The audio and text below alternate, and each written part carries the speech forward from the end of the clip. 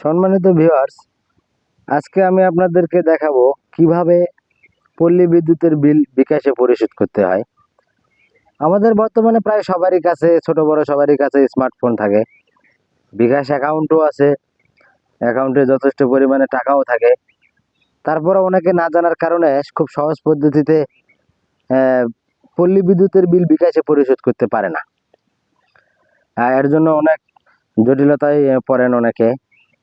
অনেকের শ্রম এবং সময় দুটোই যায়। তো আজকে খুব সহজেই দেখাবো কিভাবে বিদ্যুতের বিল বিকাশে পরিশোধ করতে হয়।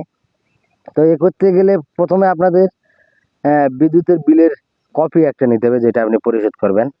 কপি নেওয়ার পরে এখানে দেখবেন বিলের কাগজের উপরের দিকে গ্রাহক হিসাব নাম্বার, এটাই মূলত আপনার বিদ্যুৎ বিল SMS নাম্বার।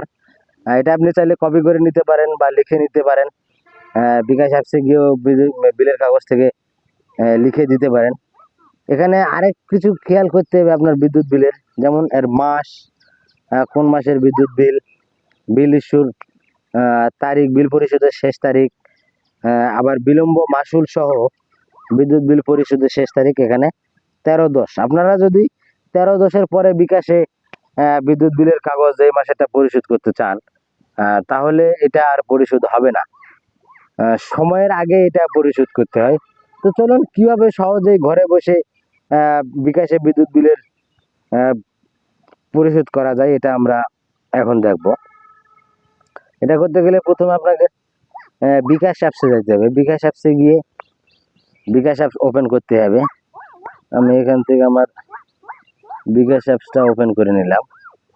বিকাশ অ্যাপস ওপেন করে নেওয়ার পরে এখানে সরাসরি এরকম ডিসপ্লেতে দেখাবে। এখানে আপনারা আসবেন হচ্ছে দ্বিতীয় নাম্বার সারিতে অ্যাড মানির পরে পে বিল, এখানে ক্লিক করবেন।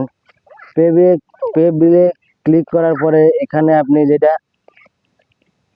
দেখবেন সেটা হচ্ছে বিদ্যুৎ, গ্যাস, পানি ইত্যাদি অপশন থাকবে। এখানে আপনি বিদ্যুতে ক্লিক করে দেবেন। বিদ্যুতে ক্লিক করে দেওয়ার পরে এখানে দেখবেন যে পল্লী বিদ্যুৎ প্রিপেইড, পল্লী বিদ্যুৎ পোস্টপেইড।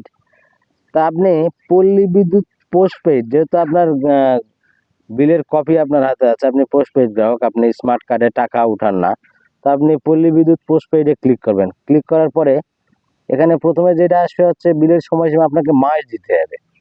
আমাদের এই বিলের কাগজ এটাতে হচ্ছে মাস দেখাচ্ছে সেপ্টেম্বর, সেপ্টেম্বর মাস। তো আমরা এখান থেকে সেপ্টেম্বর মাসটা সিলেক্ট করে নেব। আমরা এখানে সেপ্টেম্বর মাস সিলেক্ট করে নিলাম।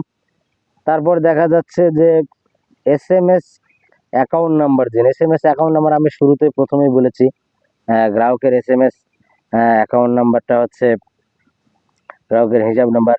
এইটা গ্রাহকের SMS অ্যাকাউন্ট নাম্বার 105504-212-1792। এটা বিভিন্ন সময়টিতে বিভিন্ন রকমের হয়ে থাকে। আপনি এখান থেকে এটাকে কপি করে নেবেন।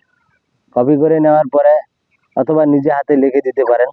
দিয়ে এখানে আপনার SMS অ্যাকাউন্ট নাম্বারটা দেবেন। দিলে এই যে পে বিল করতে এগিয়ে যান, এই বাটনে ক্লিক করবেন। ক্লিক করার সাথে সাথে দেখবেন যে আপনার বিল কত। যেহেতু এই বিলের কাগজের ডেট আছে 593 টাকা। এবার বিলের কাগজের সাথে মিলাই দেখেন। এখানে দেখবেন যে সর্বমোট প্রদেয় বিল 593 টাকা, বিলম্ব মাসুল ছাড়া। আর বিলম্ব মাসুল সহ 610 টাকা। কিন্তু আমাদের বিলম্ব মাসুল হয়নি, যেহেতু 593 টাকা। তার মানে আমরা বিকাশ থেকে জানতে পারতেছি যে আমাদের কোন মাসে কয় টাকা বিদ্যুৎ বিল আসলো। এরপর এখান থেকে আমরা এই বিদ্যুৎ বিল পরিশোধ করার জন্য পরের ধাপে যেতে ট্যাপ করুন লেখা আছে, আমরা পরের ধাপে যেতে এখানে ট্যাপ করে দিলাম। এইবার আপনার বিকাশ থেকে পিন নাম্বার চাইবে, তো আমি পিন নাম্বার দিয়ে দিই। এখানে পিন নাম্বার দিয়ে দিলে আমার কাজ হচ্ছে এই যে পে বাটনে চেপে ধরা। এখানে পে বাটনে চেপে দিলে এরকম বিদ্যুৎ বিল পরিশোধ হবে, আপনাকে SMS-এও জানাবে। এবং এটা ওদের ডিজিটাল রিসিট, মোবাইলেও SMS আসবে এরকম বিদ্যুৎ বিল পরিশোধ হওয়ার।